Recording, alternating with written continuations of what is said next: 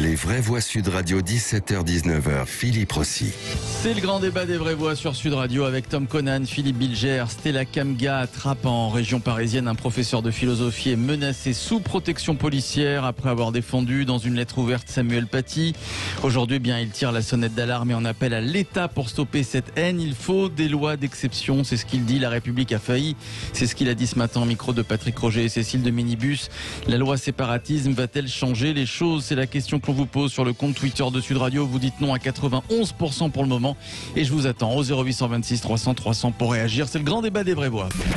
Dans le reste de l'actualité, un professeur de Trappes dans les Yvelines placé sous protection policière. L'enseignant a été visé par des menaces. Des propos calomnieux, des menaces dans la ville de Trappes ont circulé et donc maintenant je ne suis plus en sécurité. Aujourd'hui, nous avons un texte très courageux qui vise à lutter contre le terreau du terrorisme. Aujourd'hui, il y a des atteintes à la laïcité qui ne sont pas simplement des actes individuels, mais vraiment des actes de pression répétés. Qui vise à lutter contre les séparatismes et singulièrement le premier d'entre eux, le plus meurtrier évidemment, qu'est le séparatisme islamiste. Je constate que la République a failli à Trappes et qu'il faut bien l'admettre aujourd'hui. Sud Radio, les vraies voix.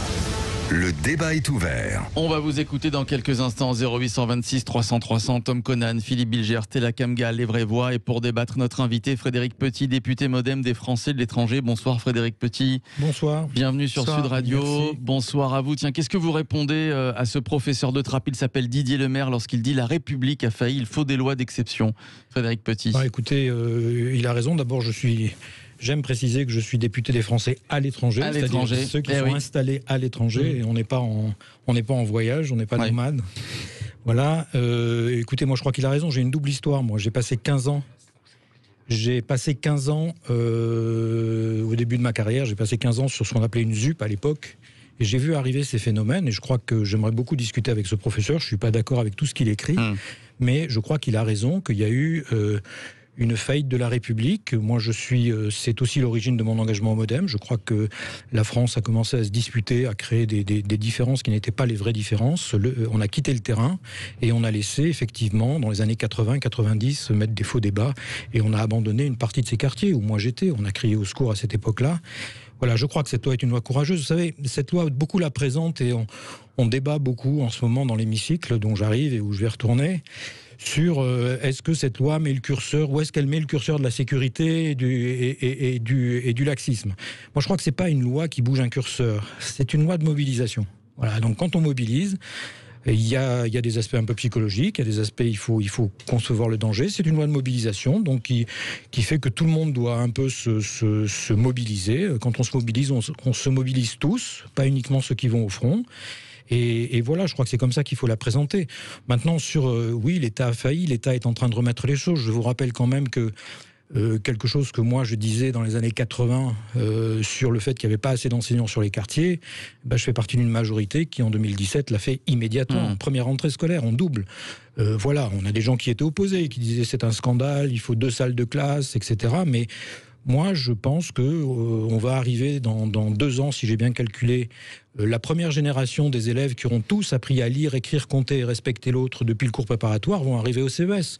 Je pense qu'on va commencer à avoir des choses. Maintenant, ça suffit pas. On est effectivement en devoir de se mobiliser. Cette loi permet des mobilisations. Sur l'exemple caractéristique de quelqu'un qui est menacé, voilà, l'article 18, 19 et 27 loi, ça va quand même permettre des choses qu'on ne peut pas faire aujourd'hui. Alors, précisons l'article 17, 18. Non, 18, 19, 20, 18, c'est l'article sur les menaces en ligne, le fait, etc., qu'on va pouvoir intervenir beaucoup plus tôt. Par exemple, ce qui a été fait pour Samuel Paty, il y a deux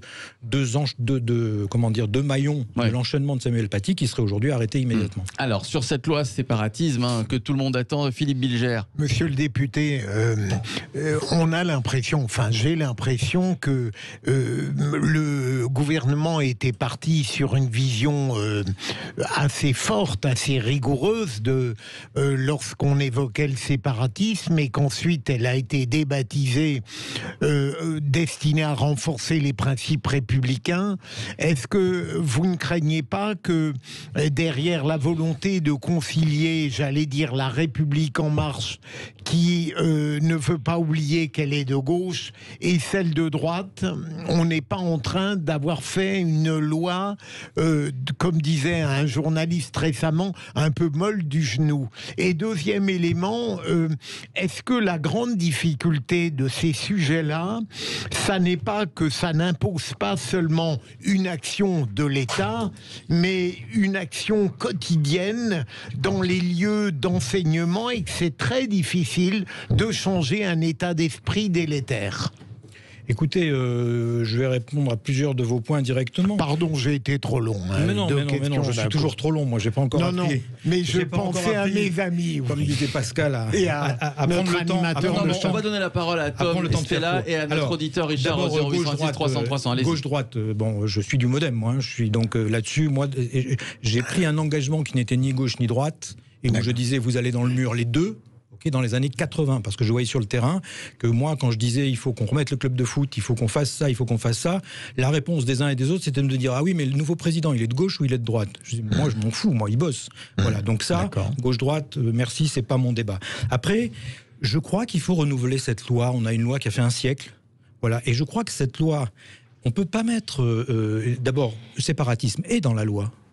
Et dans l'exposé des motifs, c'est marqué, textuellement, c'est marqué. Après, il faut faire une loi qui va durer 50 ans, j'espère.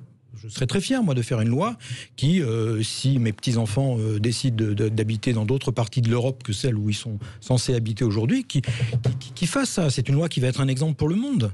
Donc c'est une loi qui doit porter des choses qui ne peuvent pas écrire, viser un tel. On sort d'une loi, on réactualise en fait une loi qui a 100 ans et qui était complètement différente. Donc je crois que ça c'est important. On fait la loi du 21e siècle après la loi du 20e siècle. Après... il y a quelque chose que vous avez dit qui est très important. Moi, ce que j'ai vu disparaître de ces quartiers, et j'ai parlé de mobilisation, vous venez exactement sur ce que je veux dire quand vous dites est-ce que c'est que le rôle de l'État? Et c'est là que j'aurai un débat avec monsieur le maire, quand j'ai lu son texte. Voilà. Évidemment, l'État a failli quand l'État abandonne les écoles, quand l'État ne met pas un peu plus que ce qu'il faut. Vous savez, je vais vous donner une anecdote. Moi, c'était à Metz, mon quartier. Et un jour, le maire, qui n'était pas de mon côté, que je trouvais, etc., qui nous aidait pas beaucoup, mais qui faisait attention, c'était un gros quartier ZUP, etc.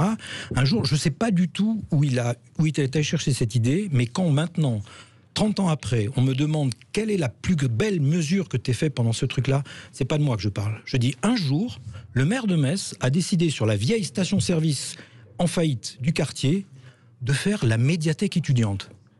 Tout le monde lui a dit, t'es complètement fou, il y a des gamins partout. C'était magnifique. Voilà, il a brassé. Voilà. Et nous, c'est ce qu'on dit au Modem. On dit, cette loi, elle est bien, mais il manque ce qu'on appelle notre jambe gauche, c'est-à-dire, notre jambe gauche, pas au sens politique, voilà, mais la deuxième jambe, c'est-à-dire le brassage, la mise en valeur. Moi, j'avais des excusez-moi, des petits bourges de Metz qu'on faisait monter pour faire le soutien scolaire. Ça avait de la gueule. Voilà, c'est ça qui était bien. Et c'est ça qui aujourd'hui, et il manque ce qui a disparu dans ces quartiers, dont moi, j'ai parlé en commission. J'ai très vite compris que je ne pourrais pas le mettre dans cette loi, mais je l'ai fait, j'ai fait des amendements d'appel. Les tiers de confiance ont disparu.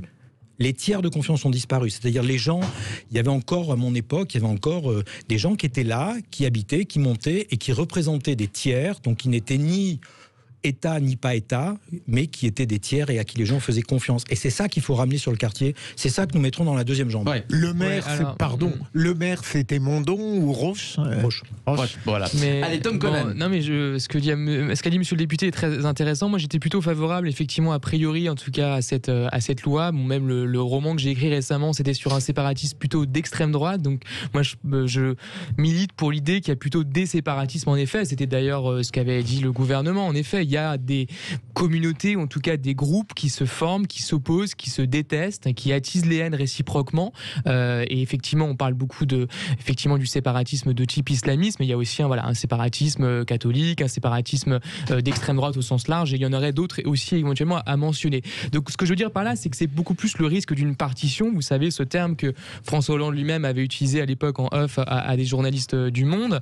Effectivement, cette espèce de risque dans la substance même de la société, dans les valeurs qui sont portées, dans les opinions qui sont exprimées, de sociétés qui se séparent, qui se disloquent et qui ensuite effectivement arrivent potentiellement à des situations où on ose après attaquer des symboles de la République aussi importants que par exemple l'école. Mais ce que je veux dire, c'est que la loi en elle-même, je ne suis pas du tout un spécialiste de ces questions-là, on peut dire d'un point de vue juridique, hein, mais je ne suis pas certain que ça soit suffisant, puisque c'est vraiment, encore une fois, culturellement qu'il y a quand même un vrai problème. Moi-même, j'ai quand même pas mal bourlingué à la fois dans certains quartiers, dans certains milieux, notamment artistiques, où il y a beaucoup de gens de milieux très très différents, et où les questions, notamment, disons, culturelles, y compris même religieuses, à proprement parler, sont évoquées de manière parfois très très frontale, et sans que ça pose d'ailleurs toujours de problème, hein. Mais ce qui est certain, c'est qu'il y a quand même un vrai mal-être. Ça veut dire que les gens ne se parlent pas, on se parle, mais il y a un mal-être qui est très profond. Il y a beaucoup de gens, vous savez aussi, qui n'écoutent plus les politiques, qui n'écoutent plus les médias d'ailleurs aussi, qui se forgent leurs propres opinions parce qu'ils sont un peu rassérénés dans une vision de la France. Je pense qu'en fait, accompagner cette loi, non pas d'une pédagogie, parce que je supporte pas ce terme, c'est une manière aussi d'infantiliser les gens, mais disons d'appréhender la substance sociale et l'origine effectivement sociale également de ces problèmes-là. Et en effet, ce que monsieur le député a dit sur la question de la mixité me paraît absolument central, et la mixité n'est pas déclenchée par des lois, c'est aussi des mécanismes économiques. Au début de l'émission, on a parlé pour d'autres raisons des questions... Par exemple, à Trappes, où est Didier Lemaire, voilà, il n'y a aucune mixité, mais on a parlé tout à l'heure à propos de, vous savez, de François Bayrou, des classes moyennes, etc. On a évoqué toutes ces choses-là. Et effectivement, à un moment donné, la question de la France, alors là, c'est semi-périphérique, puisque Trappes n'est pas très loin de la région parisienne techniquement, mais c'est vrai que il y a quand même ce sentiment d'exclusion du fait d'être quand même assez loin des centres culturels, des centres de pouvoir, des centres économiques et des opportunités d'emploi les plus intéressantes. Donc c'est ça, je pense, qui est dans le cœur atomique du problème. Et après, la loi peut l'appréhender, mais pas uniquement, à mon avis. Et votre question, Tom? Moi, j'ai pas vraiment de question. Non, c'est plutôt une, disons, mais c'est ce que disait Frédéric Petit, mais je rejoins beaucoup de choses qui ont été dites par monsieur. Il faut que la culture aille dans les quartiers. Vous n'avez pas posé de question, mais je vais y répondre quand même. D'abord, moi, je crois qu'il faut être prudent quand vous dites séparatisme. Moi, j'ai aussi peur de la séparation qui est froide, de la séparation qui n'est pas violente. Il y a un très beau livre qui est sorti, sur lequel on a beaucoup travaillé au Modem il y a 1 an et demi, c'est la notion d'archipélisation. C'est-à-dire que moi, ça ne m'intéresse pas d'avoir un pays où on est en paix, quoi, on est calme. C'est un modèle qui existe ailleurs dans le monde. Ce n'est pas la voie de la France. C'est-à-dire où on est calme, mais on se fout la paix, mais on n'est pas pareil, quoi. C'est ce que j'appelle l'archipélisation. Ça m'insupporte. Moi, il y a une chose qui est... Enfin, quand j'étais dans ce quartier, voilà, je reviens, excusez-moi, je parle de ce que je connais, c'était la naissance du rap. Ouais. Okay, c'est évident, voilà, quelqu'un comme Grand Corps Malade, il n'existait pas, il a régalé ma fille, moi il n'existait pas encore, mais on le sentait arriver, on sentait qu'il allait y avoir une parole qui allait venir. Moi, je me souviens qu'il y avait du souffle, on sentait qu'il y avait une richesse. Moi, j'ai toujours dit, les gens qui me disaient oui, la France va bien, mais ça va pas dans les quartiers. Je disais oui, moi, je suis en bonne santé, mais mon poumon a le cancer, quoi. Ça veut dire quoi, que la France va bien, mais et on a senti que dans ces quartiers, avec des tiers de confiance qui étaient encore présents, avec des partis politiques qui étaient encore présents, avec des fédérations d'éducation populaire qui étaient encore là, il y avait de la force. Et d'ailleurs, il y a des gens qui en sont sortis et qui sont maintenant des leaders. Donc, c'était ça l'important. C'était cette notion-là. Il ne faut pas aller dans la froideur. Donc, il faut rester en ce que j'appelle, moi, la confrontation fraternelle. On a le droit de ne pas être d'accord, on a le droit de s'engueuler, on a le droit de dire, moi, je voudrais que les femmes soient comme ci, et moi, je ne veux pas, et qu'est-ce qu'on fait? Et donc, il doit y avoir une confrontation fraternelle. Voilà. Après... Évidemment, la loi n'est pas suffisante. Je veux dire, personne n'a jamais prétendu. Moi, je vais voter cette loi j'espère qu'on a encore 2-3 amendements à faire passer qui vont passer. Mais en particulier un amendement très intéressant au moment de l'éducation où j'essaye d'élargir les missions de l'éducation nationale à distance en disant il faut qu'elle aille vers ses parents. Parce que si c'était dans ces missions sont définies par la loi, si ces missions de cette structure à distance où il y a le CNED, où il y a Canopé, où il y a le CIEP, enfin maintenant France Éducation Internationale, si ça allait aussi vers les éducateurs, pas uniquement les profs, mais tous les éducateurs qui sont engagés. Voilà. D'abord, ça me ferait plaisir à mes électeurs parce qu'on est nombreux à l'étranger, mais je crois que ça serait important pour avoir une parole commune construite en commun. Mais évidemment, ça mettra 10 ans. Alors, avant de donner la parole à Stella, on l'a pas entendu sur le sujet, j'aimerais qu'on accueille Richard qui nous appelle de Toulouse, qui a fait le 0826 300 300. Richard qui est avec nous, bonsoir. Oui, bonsoir à tous. Bonsoir à vous, Richard. Bonsoir. Bienvenue dans Les Vrais Voix, Richard. Quel est votre sentiment ? Super sujet, c'est intéressant. Oui. La mixité, ça me parle beaucoup. Mais je pense que la loi, c'est une loi qui est curative, plutôt répressive. Mais il faut se poser une question, c'est est-ce que la mixité, elle ne doit pas se faire en donnant la parole à une frange aussi de la population, ou qui est c'est une grosse minorité qui aujourd'hui n'a pas de réponse, n'a pas de droit à réponse. Lorsque l'événement de Samuel Paty est arrivé, j'ai été surpris de ne pas entendre une voix musulmane s'exprimer. Alors je me suis dit, mais c'est parce qu'il n'y a aucun musulman qui a accepté d'être invité. Non, la vraie réponse, c'est qu'on a très peu de personnes qui sont de religion musulmane et revendiquées dans nos médias. Je pense qu'il faut admettre que la France aujourd'hui est communautarisée. Ce serait un déni de ne pas le reconnaître. Et il faut qu'on donne la parole à toutes les communautés. Alors Frédéric Petit va vous répondre. Oui, moi j'entends ce que vous dites. Je vous trouve très sévère pour la communauté musulmane quand même. Mais je crois que le problème qui est posé aujourd'hui en France, c'est ce que j'ai parlé, c'est ce que j'ai appelé la mobilisation. La mobilisation, ça demande un peu d'organisation. Effectivement, aujourd'hui, on n'est pas mobilisé. Je ne suis pas d'accord avec votre aspect sécuritaire de cette loi. Cette loi, ce sont des mesures qui viennent compléter des mesures dans différents domaines et qui vont nous aider. Vous avez parlé de l'expression des gens politiques. Il faut qu'il y ait un certain nombre d'aspects de cette loi qui permettent d'enrayer le clientélisme politique qui nous fait très mal sur ces quartiers. Et on le dit, voilà. Et il faut qu'ils sont demandés par les élus locaux en disant aidez-nous à ce qu'on ne soit pas contraint d'aider des choses dont on sait très bien qu'elles ne sont pas bonnes. Donc il y a tout cet aspect-là, mais surtout dans l'aspect mobilisation, il y a un aspect qui est très important, qui est l'aspect de s'organiser ensemble. Voilà le débat qui est fait. La deuxième jambe qui va arriver, je l'espère, sur du brassage, ça ne sera pas uniquement des décisions politiques, ça va être ce que j'ai appelé la confrontation fraternelle, c'est-à-dire la parole. Voilà. Le rap est dans la société française, il vient de là, et il nous a fait beaucoup de bien, et ça continuera. Il y aura d'autres formes d'expression. Écoutez, oui, ça nous a fait du bien. Je crois, mais monsieur le député, pardon. Mais donnez la parole. Si on se contentait de chanter dans ces endroits-là, ça irait bien. Mais il y a d'autres événements qui se produisent. Il faut se confronter aussi. C'était la Kamga. Je ne suis pas d'accord avec l'auditeur pour le coup, pour la simple et unique raison qu'il y a à la manifestation de Samuel Paty, il y avait des imams qui se sont déplacés et qui ont pris la parole.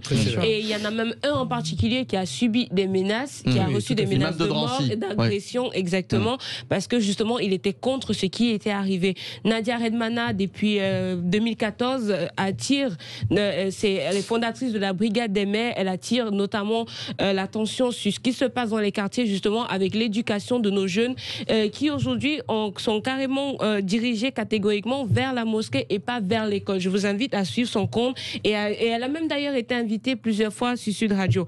Pour revenir à la loi, c'est très bien de faire des lois. Le plus important, c'est de respecter les lois. Il y a une chose qui est sûre, c'est que faire les lois, c'est bien, elle enseigne que s'il y a un délit, que la loi soit capable de condamner les 10 délits. Moi, j'ai habité, par exemple, le quartier de Cergy. Actuellement, à Cergy, là où j'ai habité, dans la zone, en tout cas, qui n'est quand même pas une petite zone, il n'y avait pas de boucherie normale. Il n'y a que des boucheries halal. On ne retrouve pas de porc là-bas. C'est-à-dire que la personne qui veut manger du porc est obligée d'aller à la Défense de Nanterre, Université, ou à Auchan de la Défense, ou dans les carrefours. Pour vous dire à quel point il y a dans certains quartiers aujourd'hui... Alors à Trappes, il n'y a pas de coiffeur mixte, par exemple, monsieur le député. C'est pour vous dire... C'est ce qu'a dit Didier Le Maire. Je vais être très clair. C'est l'exemple. Oui, c'est l'exemple très clair. Alors, je tiens pour le coup à terminer mon propos en disant que malheureusement dans certains quartiers, et j'ai pas habité des quartiers de luxe, j'ai habité dans le 93, c'est d'une évidence que la plupart des boutiques, vous voyez, je suis pas en train de vouloir accuser une quelconque frange de la population ou catégorie, quoi que ce soit, mais dire effectivement que la République a failli dans certains devoirs, c'est vrai.